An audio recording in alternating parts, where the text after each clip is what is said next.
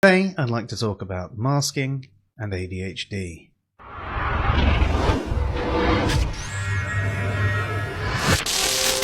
Most people mask part of their personalities, and people with mental health issues are generally pros at this.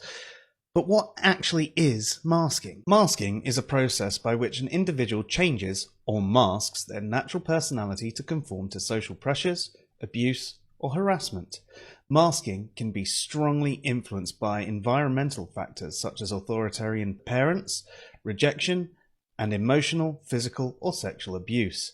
An individual may not even know they are masking because it is a behavior that can take on many forms. One of the most common examples of masking you can see in depressed people, how they might appear outwardly happy and loving and outgoing, and you'll have people make comments like, "Oh, well, you don't seem like you're depressed," and that's because they're masking and they're really hurting inside. One of the biggest issues with masking is it can make it harder for people to actually be diagnosed, and it can take a much longer time. People who have lived with various conditions all of their life become pros at masking, trying to fit into societal norms, and everybody thinks they are just like everyone else, and are somewhat surprised when they come out and say, well, no, I've got this problem. However, masking can sometimes make us feel really isolated because we're having to put on this front and no one gets to know the real us. Since getting my ADHD diagnosis, I've been researching ways to cope with certain things better, various strategies and the like,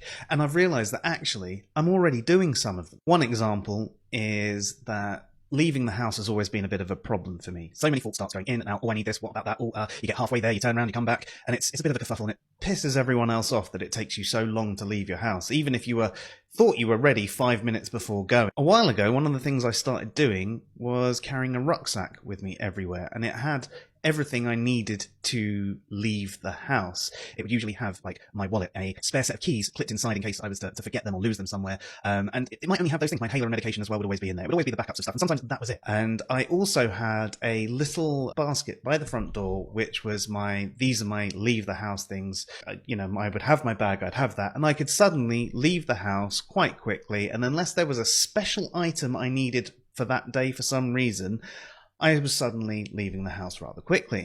However, if ever anyone moved my bag or put their own stuff in my spot and blocked it or anything like that, it caused some intense anger and caused me to blow up.